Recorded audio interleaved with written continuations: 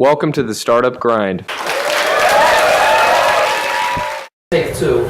Okay, thank you all for coming this afternoon. It's great to see so many of you. No one else knows. But I've just said that. But beautiful Cardiff, beautiful evening, sunshine, and we've got a speaker to go with that as well. A bright speaker as well. So thank you for our speaker tonight. So I'll just say a few things of what Startup Grind is. So Startup Grind is the largest entrepreneurial community in the world. We are over 115 countries now, over 360 cities as well. So we even have a chapter in Gaza, which is, many people don't think that. And we sponsor a lot of projects in Africa as well, especially with Google for Entrepreneurs. So Google for Entrepreneurs is a community for entrepreneurs, and we sponsor with lots of things, resources, tech. So our events tend to be tech-based as well. So, and we are here to support the local community and entrepreneurs as well, as much as we can. So about our speaker tonight, Stuart Lewis. He's got a wealth of experience, particularly in cybersecurity, but his life story is quite inspiring as well, from being born in Sri Lanka, from living in Japan. So he's got a wealth of experience, which I'm sure everyone, even watching the video, will be inspired and looking forward to listen to what Stuart has to say. So can we please welcome our great speaker tonight, Stuart Lewis. Welcome, Stuart. Lovely to see you here. Thank you for that kind of introduction. Thank you, you're welcome. So how are you feeling? I'm a little nervous, but I'm sure it'll be fine. You're fine, yeah, it's nothing to worry about. Good. Thank you. Okay, so we start Startup Grind by giving a bit of background about our speakers. So could you perhaps tell us a little bit from where you were born, a little bit of, since you were young, that type of... Oh, that life story kind of thing. Yes. So I was born in Sri Lanka, which then was part of the British Empire. And my father was in the RAF, so he was based in Sri Lanka, and my mother took a ship from Southampton as a young woman. She'd never been out of the country, all the way to Sri Lanka. And then they were married, and so things happened, and I was born, which was very good. Unfortunately, somebody then decided to assassinate the Prime Minister of Sri Lanka, or attempt to assassinate. And we were evacuated on another ship, and I travelled back as a baby in arms at first to Aden, and then through the Suez Canal. When I was learning to walk in a sandstorm, the Suez Canal was open then, and then we went to Cyprus, and then along through the Mediterranean to Gibraltar, and then around to Southampton. And my wife, who's a bit of a genealogist, has been researching the family history, and she found my disembarkation papers as a baby arriving in Southampton with my mother. Obviously my father's not on the list because he was military. We lived in Britain for a while. He was posted to various RAF bases, and we went to Malta. My sister was born in the Med in Malta, and I have happy memories of living in Valletta and Gozo, going in the Mediterranean as a little kid. It was great fun. And then we came back to Kinloss, which is in the north of Scotland. Not quite so happy. My parents bought me a wigwam. They're like a kind of 3 bamboo poles and a piece of cloth. Kinloss is very windy. I only saw it for a brief moment as it disappeared in the wind. And then my father decided to leave the RAF when it was time for me to go to school with my sister, because the option would be for us to go to boarding school. And he worked for Pi, a radio company, for a brief while, and then he got a job with Nuclear Electric, as was then the CEGB, the Central Electricity Generating Board, and built Hinkley A station. I believe they're at Hinkley C station now in Somerset, just across the water, and my father still lives there. But he's Scottish, my mother's from Liverpool, my Ein Mam Gi, which is Welsh for my old grandmother, is from Gogledd, which is North Wales. So I'm truly British. I married an Irish girl and had 3 beautiful daughters here in Cardiff, and so they're kind of half Irish, half Welsh. And I'm kind of disappointed that we're leaving the European Union, though they're pleased they're going to get Irish passports. So that's about me.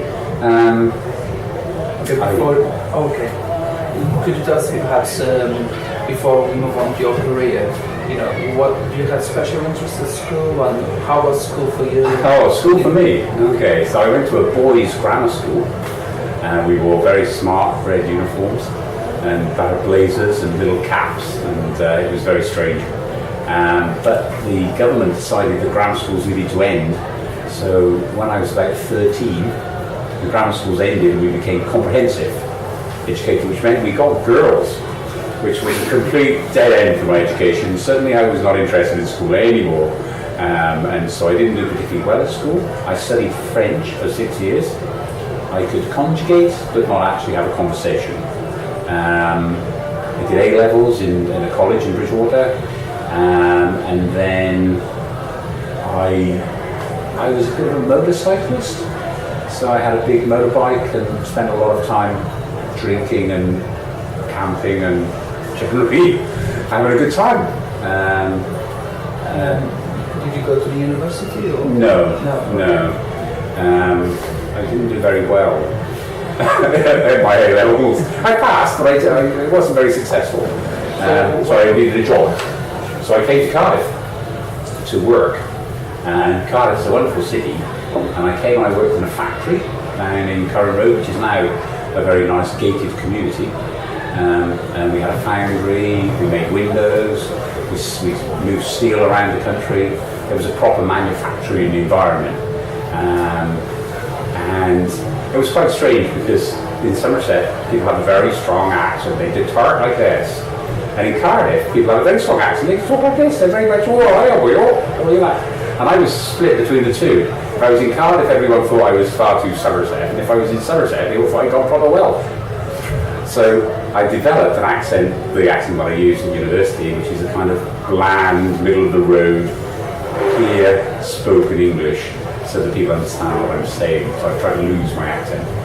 So I worked in the factory for 5 years, offices, different jobs, and I was lucky to have a HR department who were very keen for us to do education. So I went to what was then the Polytechnic of Wales as a part-time student, and I studied business studies. And one of the modules was a computing module. And I thought, this is interesting. And that's how I got into computing, through that study and through them arriving in the factory as a way of doing things. So was that when you developed a special interest for technology, or did you kind of... No, I was just lazy. Okay. So there was a spreadsheet program called VisiCalc. I don't know, it was the predecessor of Excel. As you know Excel now, VisiCalc was visual calculations on very simple computers with big 8-inch floppy disks and 5-inch floppy disks, and they were really floppy. They kind of would flop and bend, and they stored vast quantities of data, like 64K or 128K, some of them. And this VisiCalc program let me do my production figures for the factory. What would normally take me about all day to go around, write down my notepad, add up with my calculator, I could do a VisiCalc in about 5 minutes. So I didn't tell my boss. I kept very quiet. And I loved the computer. I thought this is very good. And then I started to learn to program. And the company was... So what was your first programming language? Machine code. Z80 machine code. I wrote a sort routine to sort data in machine code. That was very hard. And now the basic with line numbers, and very difficult. And we used TEC PDP-11 34s, which were the machines that NASA used to send the first space ships to the moon. So again, massive memory. 64K sometimes. Sometimes 256 if you were very lucky. All the data communications by RS-232, which meant you had to have a physical cable from one place to the other place. No internet, lease lines, no communications over data at all. But the Polytechnic of Wales were looking for lecturers, and I finished after this study I did computing, I got a first class honours degree. They wanted some lecturers. I said, okay. and I took the job there. Well, that was a good break time. No, it was a massive cut in pay, but it did mean... I mean the grade... Oh, my degree, yes. Yeah. I mean, I left the factory and started working in the Polytechnic as a technician, like a helping, because a part-time student, you need time to study, and my employers were very concerned that I was spending too long going to college. Why aren't you not working? So I took a job in the Polytechnic, big cutting pay, but I got a good grade, and then I got a job as a lecturer, but they still didn't pay very well. So is that after you went to Japan or before? Oh, no, this is many years before Japan. So this was 1986. But the great thing then of the Polytechnic was that you get the long holidays in the summer, and so I was able to travel and follow my passion for sailing. So I was lucky enough to go on a sailing trip and left from Plymouth and circumnavigated Iceland and came back via the Faroes, which was a tremendous trip, really good experience, and that made up for not being paid very much. And what did you like ship about at those early stages? Well, in the Polytechnic, I joined the Department of Mathematics and Computing, because mathematics obviously was much more important than computing in those days. And they lectured programming. I was the only person in the department who had a degree in computing. All the others had degrees from science or other topics or mathematics. So I lectured programming, Pascal, Fortran, COBOL, Modular 2, all those kind of languages. So is that was an easy move then to computing, or was it more analytics that you had in mind, or? No, I just like code. I just enjoyed programming. You know, it's being able to make machines do things. You know, we did quite a few consultancy projects. So one of the things we worked on was with the company that I used to work for about optimizing the way that they cut up materials. So we would buy sheets of glass that were 3 meters by 6 meters, and we need to cut them into lots of little squares, and the computer would work out the best way to cut a maximum number of small squares out of a big sheet. And printed on those nice green and white sheets of paper that went through the tractor wheel things. Yeah, they took quite. It was a job you had to run overnight in batch. You know, there was no interactive graphic display or anything like that. So you did that, did you say, for 10 years? So I joined the Polytechnic. The Polytechnic then became a university in 1993, 94. And at that time, my ex-wife, my first wife, was studying Japanese and law at Cardiff University here. And she wanted to go live in Japan, so I went with her to Japan. Which was a big surprise for me because I'd never really known anything about Japan at all. And my friends all told me they only eat raw fish and rice, and that's it. And my mother said you cannot trust the Japanese. I think she was still quite sore about the war. But actually, it's a fantastic country. And if you ever get a chance to visit, the people are really kind. The food is excellent. Sushi, sashimi, raw fish, delicious. So I would highly recommend it to everybody. I'm going back next year to see the Rugby World Cup, when Wales, of course, are going to win. Well, we also have to be positive. So, and then how did you move on into... So, how long did you stay in Japan? Just the 1 year, unfortunately. Just the 1 year. Okay. My wife had to return to finish her studies, and I had to. We had 2 children then, and I needed a steady job. And the university has been a steady job. I mean, I was there at the Polytechnic for 10 years, and then the university became the University of Glamorgan. I spent another 10 years there. It became the University of South Wales. In all, 33 years my career lasted. But it went through lots of changes. Early on I did a lot of consultancy work with companies here in Cardiff, doing all sorts of different things. So it's very interesting and challenging. You told me a story last week about where you're communicating back to the UK using quite primitive local network. Yes. Yes, I arrived in Japan and they had a modem. And I said, can I use the modem in the office? And they said, of course you can, it doesn't work. I said, okay, thank you. So I read the Japanese manual and I got it to work. and I established a contact with the local university in Japan, so I could use the modem, modem, 300 baud, so you could see the characters arrive one by one on the screen, to the local university. But from the local university, I could get into their JUNET, Japanese University Network, like JANET. From JANET, I could gateway to the States. From the States, I could gateway back to the UK. So I could get my email from all around the world. So the Kocho sensei, the head of the school, called me into his office. He said, "Dame, which means no way in Japanese. And the Japanese very rarely say no. People think the Japanese language is simple because when they say hi, they think this means yes. It actually just means I can hear you. It doesn't mean that they agree with anything you say. You need to wait a while. And generally, if things are difficult, they would say, "Muzukashii desu ne." It's going to be very difficult. That means there's no chance. It's just not happening. So I was told I must stop using the modem because it was too expensive, and the email coming from around the world was far too expensive. So I thought I had two choices. I could try to explain that it really didn't cost much money and it was all gateway and so on, and I thought it would take too long.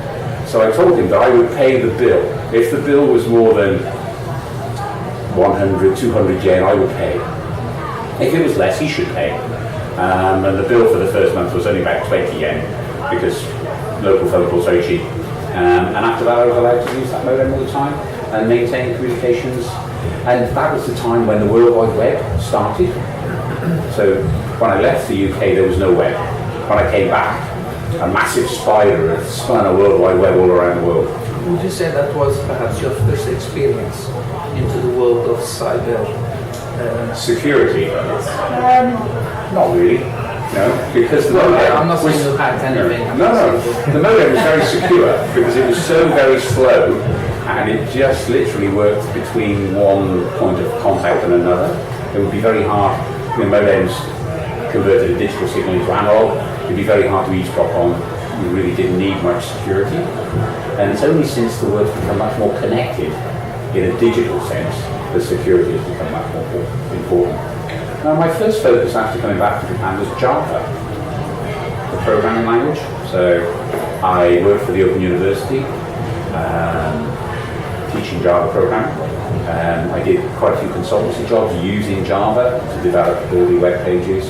I ran training courses about the web and Java, programming the web in Java. As, in the early days, it was going to be the language of the web. And the language of many other things, embedded microprocessors. So that was very much my focus on returning from Japan.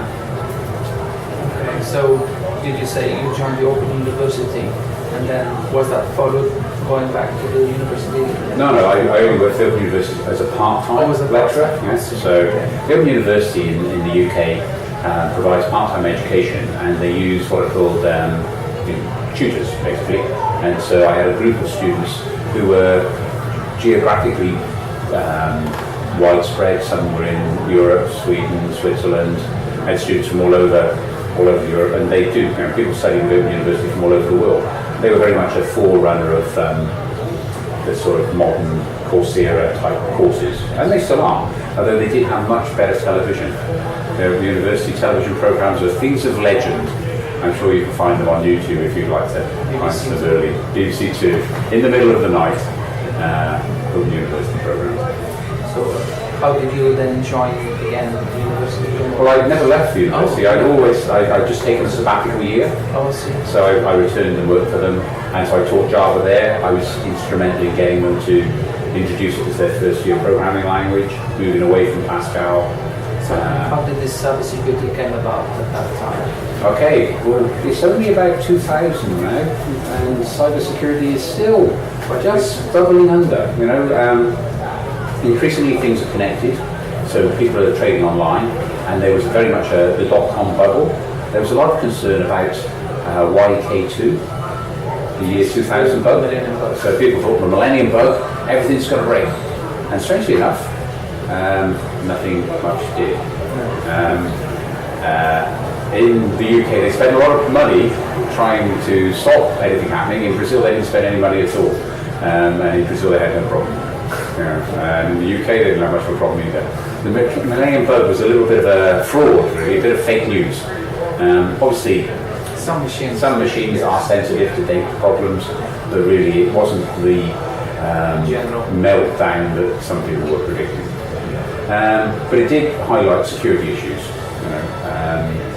A lot more online trading, a lot of the .com startups suddenly realised that there were issues around security. Within the university, they decided to develop courses. So we were fortunate to have some early researchers in the security area at the University of South Wales. They were still there, and they built up a research group.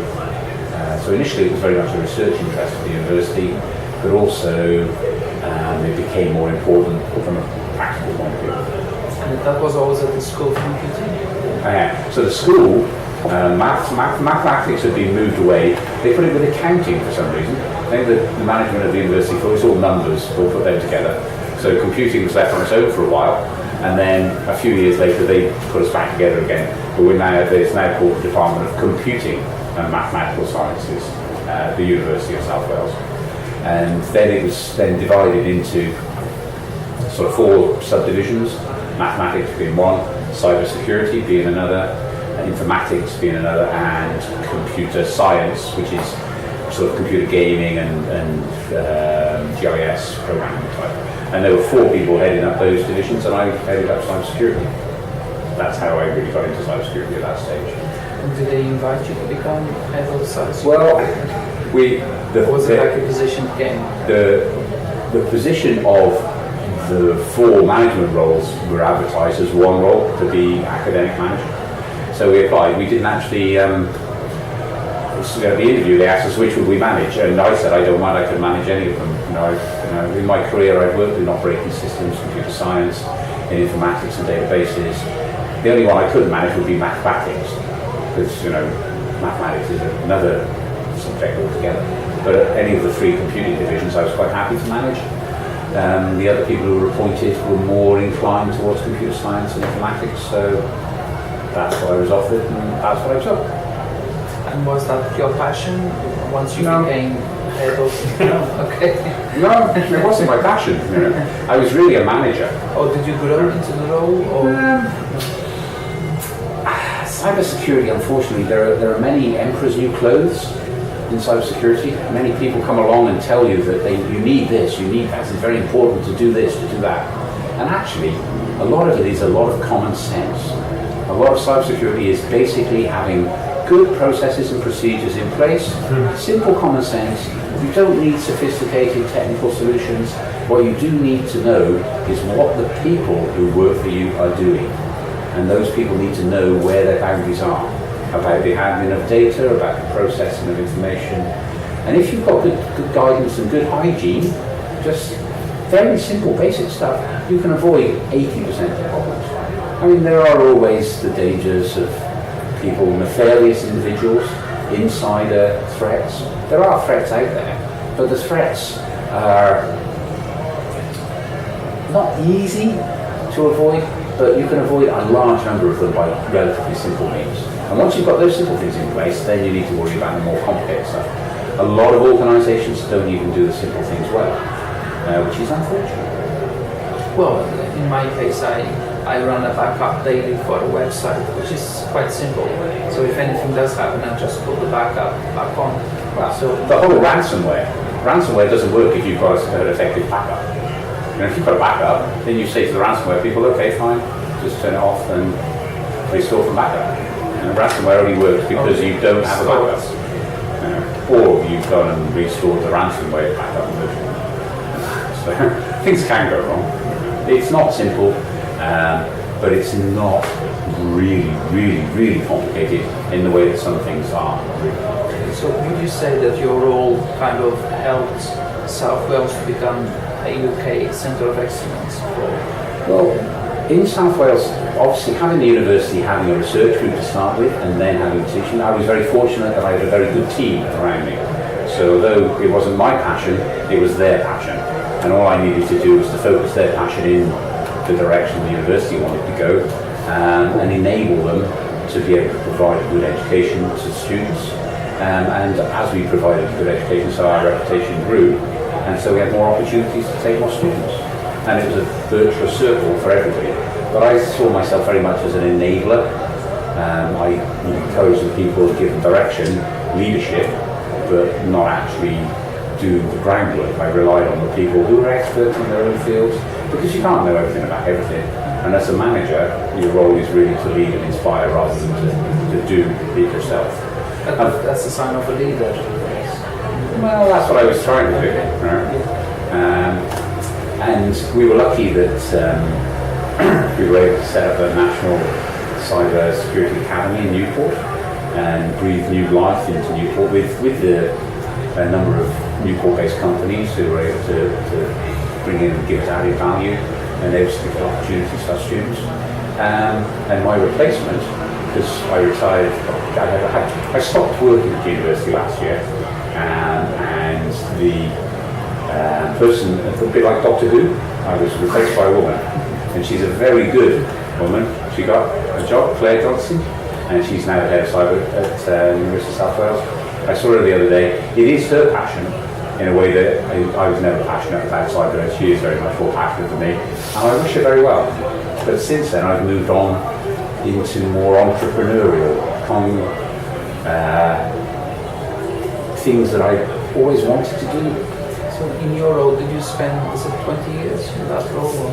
So I was at the university entirely 33 years, and I was probably head of cybersecurity for only 3 or 4 of those years, the last 3 or 4.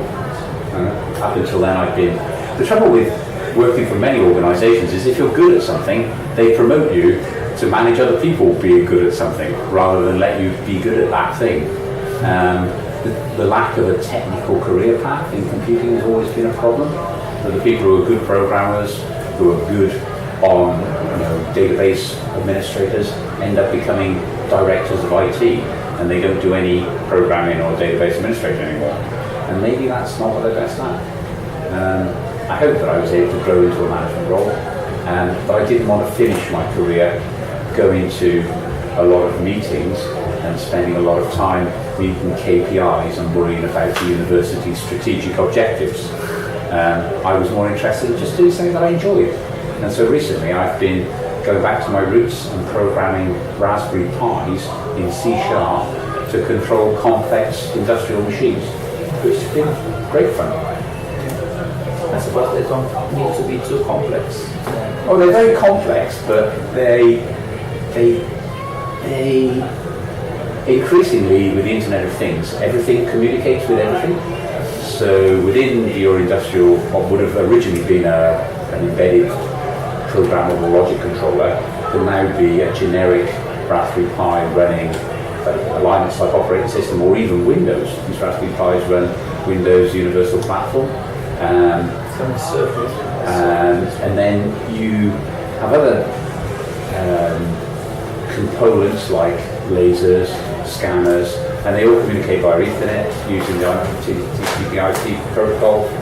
In some of it, it's a little bit of reverse engineering legacy systems, because some of them were developed before Ethernet.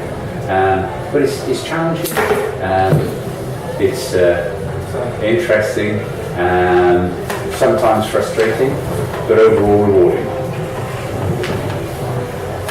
Is this one still recording? Yeah, okay, good. So could you tell us, since you're starting your journey as a consultant, are you looking to perhaps start your own company, or are you just